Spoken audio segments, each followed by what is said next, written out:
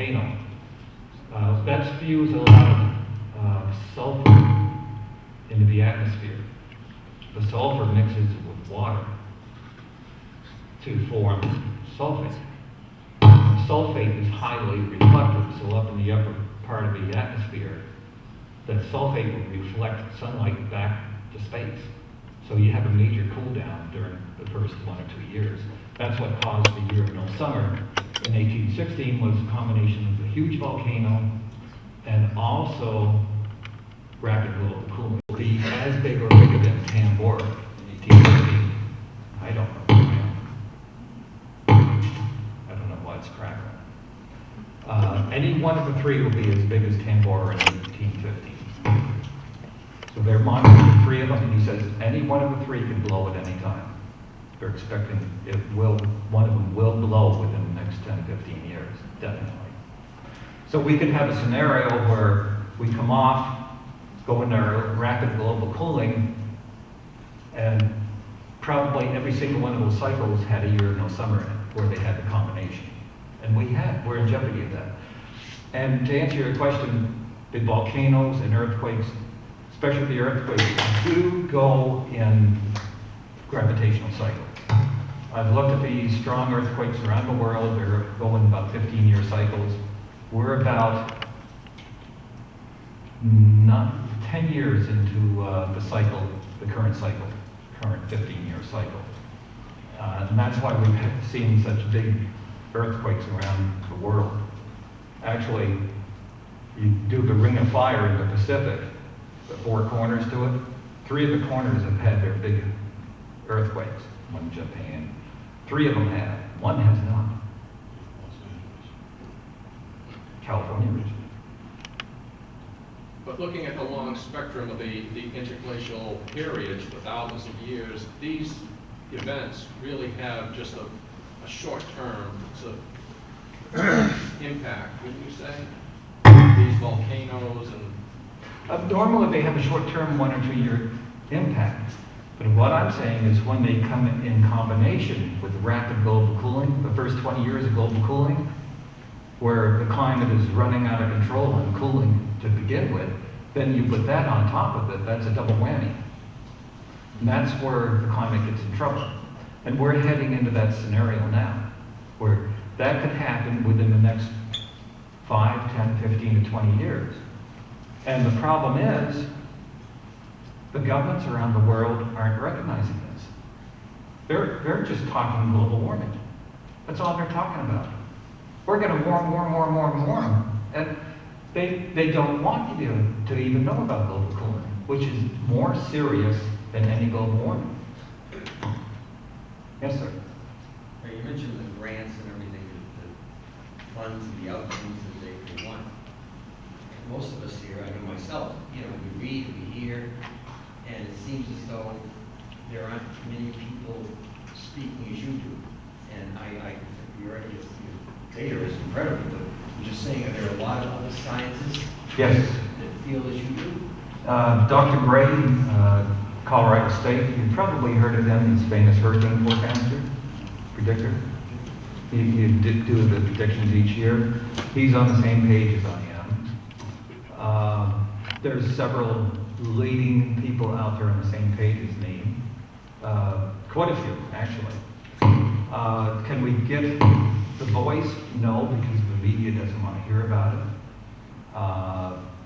Politics, like I said, I had a talk canceled 2 weeks ago, just a couple days beforehand, due to politics. Finally, they noticed what I was going to talk about and said, and they canceled me out.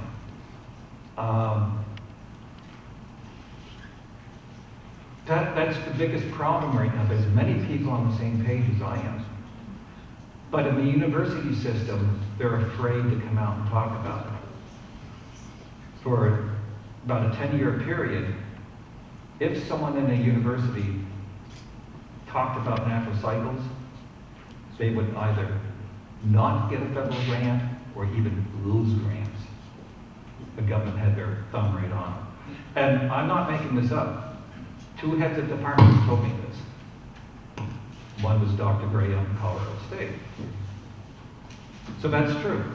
And there's actually been people fired in university systems for speaking out on climate change. Another case where the government, we've seen obvious cases where we don't get the best government sources. Is this, you think, Well, we're not getting the information we're getting. For instance, the American Meteorological Society, which is like the AMA for doctors, very prestigious group. I'm a member of the AMS, the American Meteorological Society. I wanted my corporation to become a member. Their board of 6 people looked at it and said, no. All 6 said no. Because they looked at my webpage and they saw where I'm coming from. Now, I spoke to some people at the AMS, and they said, wow, I've worked here 15 years, only 3 companies have been denied membership. My company was, because of what I'm talking about.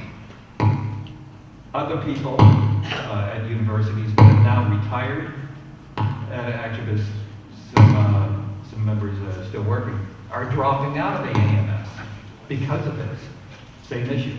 The AMS has gone all the way over to the liberal green side, and they won't even let us, they won't publish an article if we submit it. They will not publish it. That's how far to the degree, because one of the leading people at the university I was talking about, he's trying to get something printed, and he says he's having a heck of a time, but he can't get it printed. They won't do it. And this is why we're being kept in the dark about this. It's the manipulation, as I said, by the governments, because of the United Nations. The governments are all in bed with each other on this. And so it takes someone like me or a retired professor at a university.